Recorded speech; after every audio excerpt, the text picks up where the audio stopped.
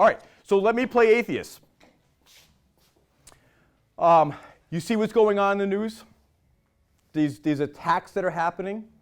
It is stuff like this how I know that God does not exist. Because if there was all-powerful, all-good God, he would put a stop to this. So clearly, this is why God does not exist. It asks, is it possible God has a good purpose for allowing such and such to happen? Such as what's happening right now in the Middle East, evil, tragedy, but it stems from God has given us free will. So we can choose good or bad. So God has given us something, and if God was going to stop that, he has to remove free will from everybody. Correct? So that's one way you can go. There was great points, great points. Now, one thing I want you to see, you're all making great points.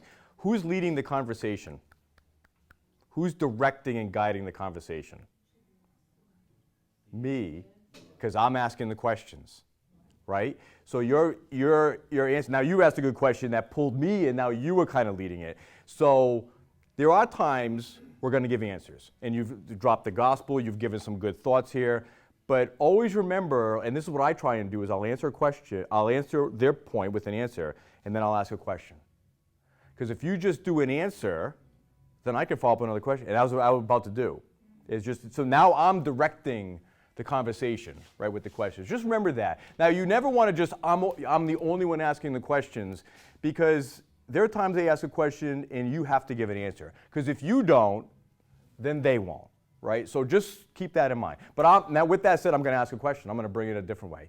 So I don't think I need the Bible or God to be good.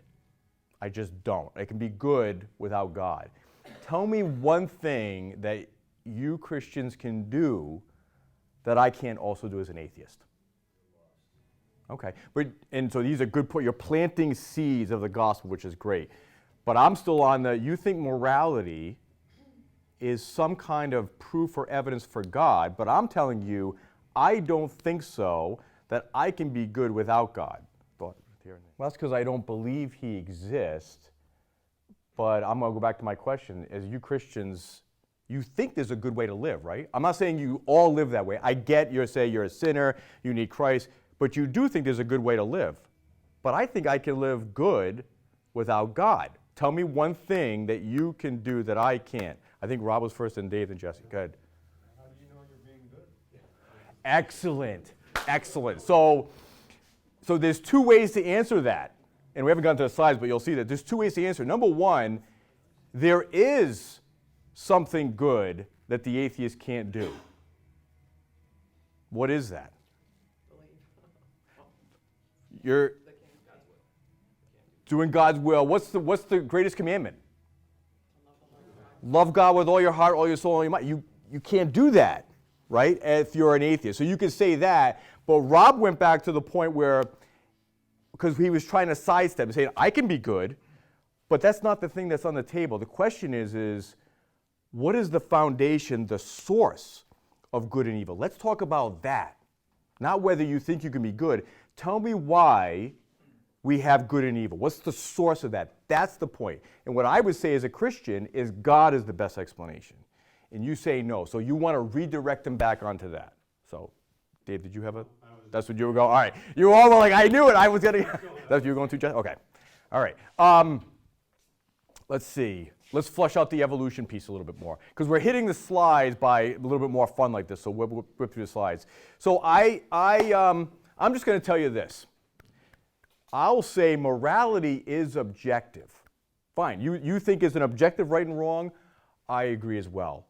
But it's not based on God. It's just do no harm to people. It's all about not harming people. That's what morality is. We don't need a God to tell you that. We want to all survive. So it's just about doing right by people, not harming people. Rob? Good. Excellent point. Seriously. So this is a great example. If you get to a point in the conversation where you don't know where to go, just ask another question and get them to keep talking. What do you mean by that? And then what's the follow-up question after what do you mean by that? How did you come to that conclusion? Why do you think that's the truth? Again, those are the questions. If you have those two questions and you just engage people, you're going to make them think about their position. So that was a great pause of silence. Where do we go from here? That's the wild card question you can always go to keep them talking, right? Flush it out. All right, what do I mean by that? Again, I think it's kind of obvious that if we're all just trying to survive, that we should do no harm to others. And that came about through evolution. Either based on our evolution in our genes and our DNA, the people who acted well with others tended to survive. And then they also got together in groups and decided, hey, there's a better way to do this. So why is that? Okay. This is one way. Sometimes you get into a discussion around evil. You say, God does not exist because of the problem of evil. Well, what exactly is the problem? A question. You're getting them to kind of flush this out. A lot of times before, we'd hear that and we want to launch into an answer. But get them talking. Well, you know, rape, torture, murder, those sort of things. That's evil, right? Well, you just gave me examples, but why would you label those things evil and not call, say, kindness or heroism evil? You must have some standard in mind. So they just gave examples. They didn't really get at what a definition is. Where do you get this standard that distinguishes good from evil? That's, again, if we'll talk about this these 2 weeks, this is what you're after. Get them to commit. And if they're going to say it comes from people, it's going to lack in some way. So I would say, okay, do you believe morality exists? Yes. Okay, where did that come from? Let me ask you this. If parents, let's say somebody said they're the source of morality. If parents said that raping, I hate to use that one. This is one they always use, philosophers, I don't know why. Torturing babies for fun. If parents taught that that was a good thing, would that make it good that parents taught that? No, right? What if a whole country thought that that was acceptable? The whole country decided, for whatever rationale they had, that torturing babies for fun was good. Would that make it good? No. So you're trying to see that all these sources from a human perspective are inadequate. And a lot of times you have to use a radical example, a really extreme example to flush that out. So, all right, let's keep going here. I don't believe in God because of evil. What do you mean by evil? How would you define it? Again, get them talking. Well, I think it's harming people. This was one of the things I threw out to all of you. Here's the question. Is that your opinion or an objective truth that is true regardless of your opinion? You want to pin them down. We had a lot of back and forth. You want to pin them down to morality coming from people or something outside of people. It's just common sense. I think I threw this one out as well. This is not an answer. This is how we know morality. It's not giving the existence for morality. So I understand this is why you're saying you know it, but I'm asking how it exists. Is it based on the opinion of people, or is it true regardless of the opinion of people? You keep going back to this.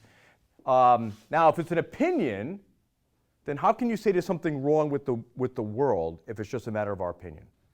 The way people speak about evil in the world, they're pointing to something beyond just their opinion. Saying it's evil, it's wrong, we all see it, this is bad. It's not my opinion that I like vanilla. If they say, well, okay, there's an objective truth, where'd that come from? What's the best explanation for this source of morality outside of people? We would point to God. How do you deal with the evolution thing again? We're coming. Yep, we're coming to that. All right.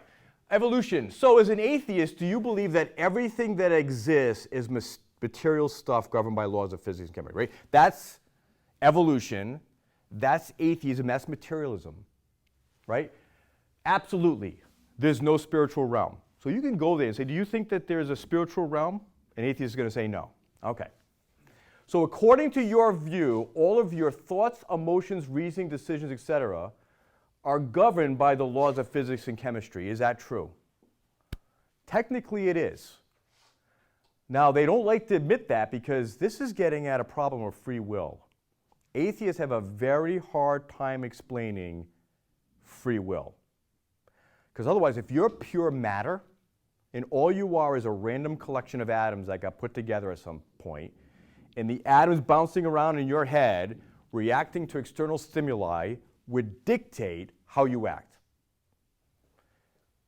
Atheist philosophers will say this, that ethics is an illusion. You think you're choosing to do right, when in fact you're just reacting to stimuli around you. Do you see the ridiculousness you have to go to believe in atheism? Like it just doesn't, it's not the best explanation for the way things are. All right, he said, you got it. That really is it if they're going to be honest. All right, right, but if all your choices are determined the way you say, there's no genuine freedom, how could there be any morality? Since morality requires freedom. So to your question, you could go with evolution, you could go towards free will with morality. They're hand in hand. All right, let me go a little further with evolution. We are genetically determined to believe that we ought to help each other. It's just evolved over time. Maybe the dolphins evolved that way as well, but people have genetically evolved to help others. Kindness and goodness and whatnot. All right, so you're saying that our beliefs about morality are simply the result of the Darwinian process. Morality evolved as a form of social control to ensure survival of humans. Again, they're grounding morality in people. So we could have evolved a different sense of right or wrong then, right? This is where you can go with evolution. We could have evolved a different way.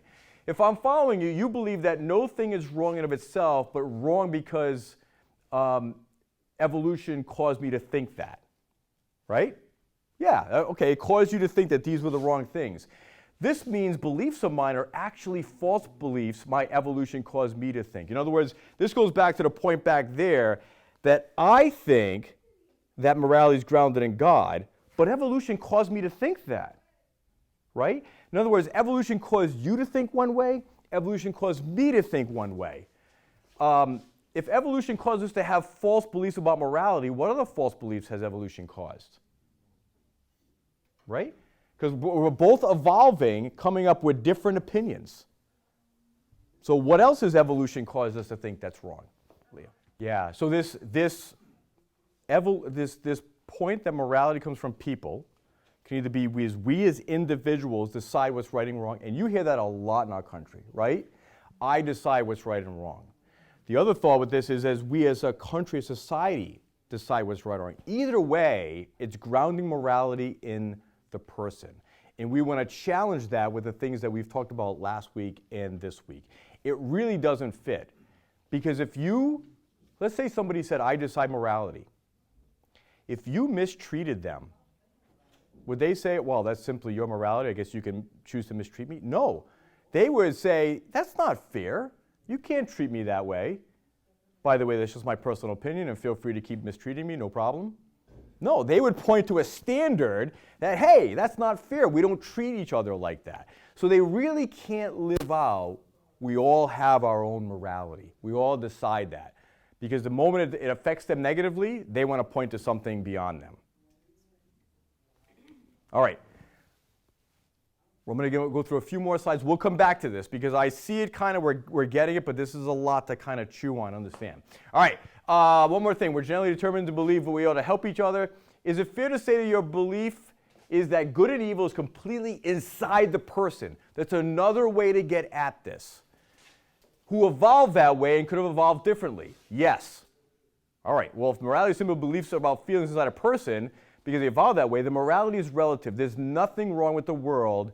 How does that explain evil? Because when we say that there's evil in the world, we're saying there's something wrong with the world. If we all just kind of evolve to have our different opinions, different customs, it is what it is. There's not something wrong with the world. Okay? This we talked about, I can be good without God. Can you show me one good thing you can do that I can't? We talked about the greatest commandment, loving God. Well, that doesn't count. I don't believe in God. All right, well, I get your point, but at least it shows that what counts as good changes a lot if God exists. I will send this to you. This is the illustration we've talked about with regard to the speed limit. At some point, they're going to kick it back to you and say, well, what do you believe about evil? And we should have a response for that. Evil is not a substance. It's not a thing, because God created all. He didn't create a substance of evil. Evil is doing what is contrary to God's will in nature. He's the source of goodness. Here's something that, here's the way we can say that Greg did. A good God made the world a certain way, the way it's supposed to be. Our fallen desires drive us toward a different end. So God wants the good for us and we do not. The problem is with us, not with God. So he created a good world. He gave us free will to decide whether to choose to love him and follow him. We chose poorly, and now the world is broken. And that's because of us, not him.